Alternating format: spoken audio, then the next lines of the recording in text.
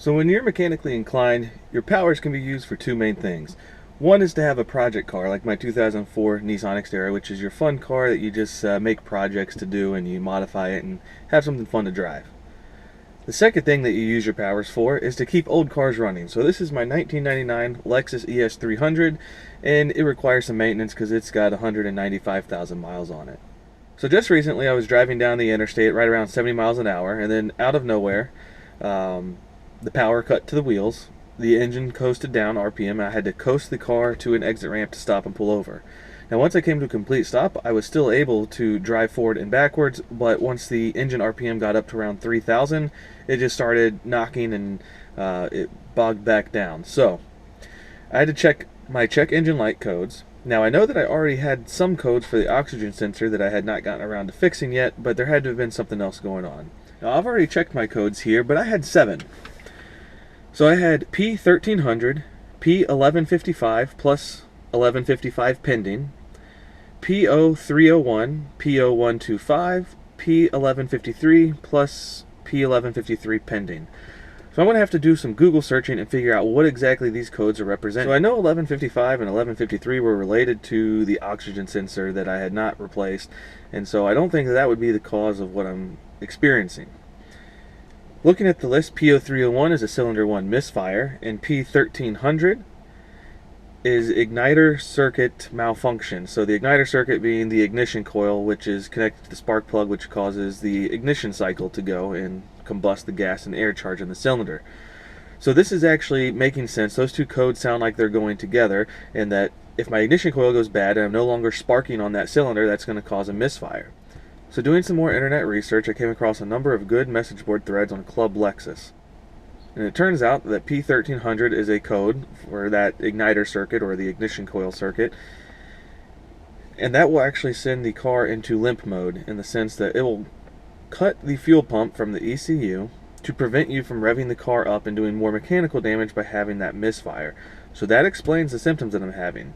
So I think the first step is I'm going to have to look at which cylinder is cylinder 1, and I'm going to have to go ahead and inspect and or replace the ignition coil. And good thing to keep in mind is the code, typically you would think, okay, ignition coil, but it's the ignition coil circuit, so it could be part of the wiring harness that is going to that ignition coil. So I want to inspect the wiring and make sure that nothing looks out of the ordinary.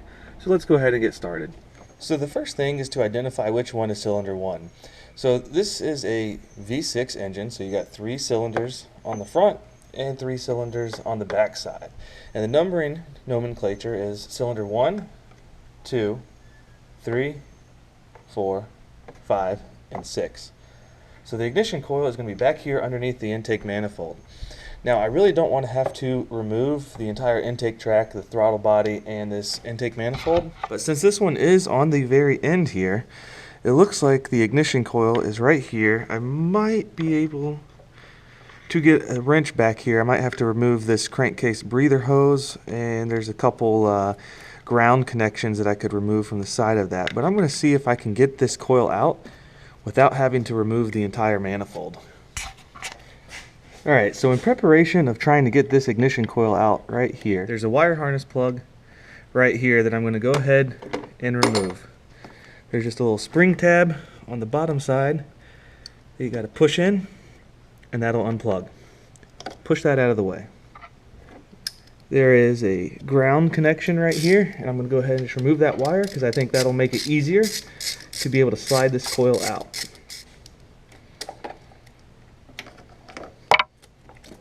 Push those wires out of the way. And the last thing is going to be a 10mm nut. So this is what the new coil looks like. And you can see here's the plug that I just removed, so it's sitting in the engine like this. And there's a 10mm nut right next to that wire harness plug. So with this 10mm flat open end wrench, I think I can get to it. Now I'm not going to be able to show you this very well, but you're just going to have to feel for the nut.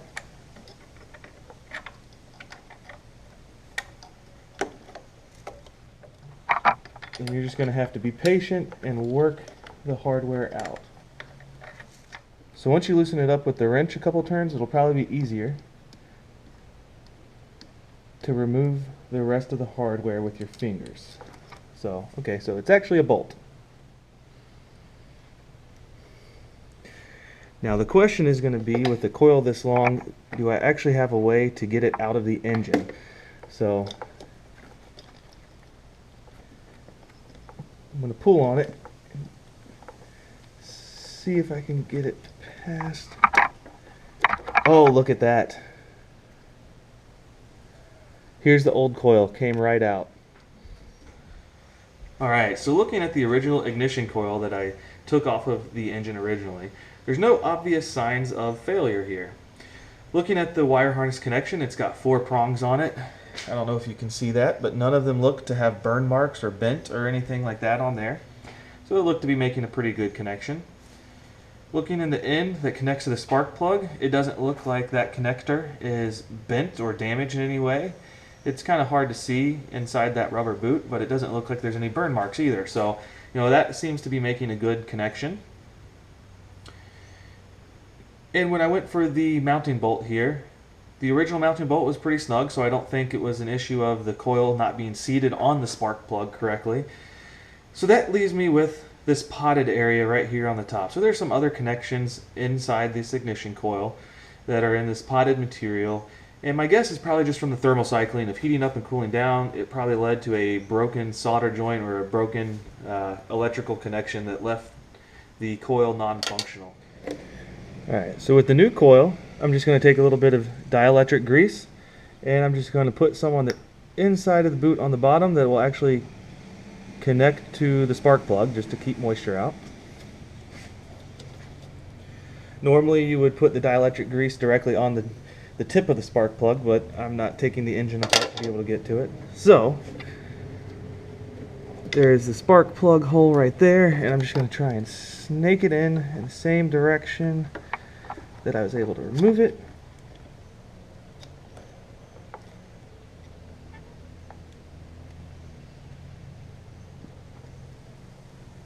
And it feels like it's on there.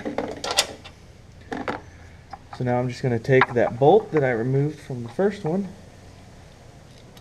try and get that threaded back in the right spot, and see if I can get my fingers to get it started. That's mostly there.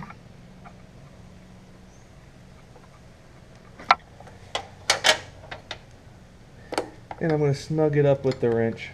You don't need to get it too tight, but you want to make sure that it's snug. I know that's very descriptive. Not too tight, but snug.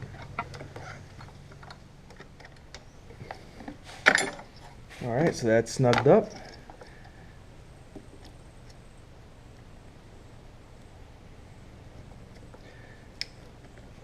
Connect the connector. And let's put the ground connection back in place. So the cylinder 1 ignition coil was a complete surprise for me with how easy it was. I was fully expecting to have to remove the throttle body, the intake, and this intake manifold here. And I've had to do that before to get at the valve covers. But the cylinder 1 was just exposed enough to kind of snake it out through the ground connections here and through the crankcase breather tube. I didn't even have to touch the breather tube. You might be able to get at the cylinder 5 coil over here if you're lucky. Cylinder 3 that's right in the middle, you might be out of luck there. It would be pretty difficult to get behind the manifold up against the firewall there. But for cylinder 1, it's just exposed enough to be able to get to it. So that's quite helpful there. So let's go ahead and start up the car and see if at least some of those check engine light codes have gone away. So go ahead and use your scanner, plug back in, see what codes are still remaining. I had 7, so I don't think I knocked all 7 out in one. So right now, actually, I've only got 1 code showing up, and that is for the 1300, which is the ignition coil. So I'm going to go ahead and reset it. And again, revs up fine, full power band up to about 6,200 RPM. No misfire at all. So I'm hoping that this car will be smooth sailing for a little while. The oxygen sensor codes will probably come back on at some point, and I can address that at a later time. Not sure about the coolant temp. I think that's probably related to the oxygen sensor as well, or maybe it's just a nuisance code. We'll see. But at least for the time being, I am out of limp home mode on the ECU, and I'm able to drive this car, and it'll be reliable on commuting back and forth to work, so I can get more than 13 miles to the gallon in my Nissan Xterra.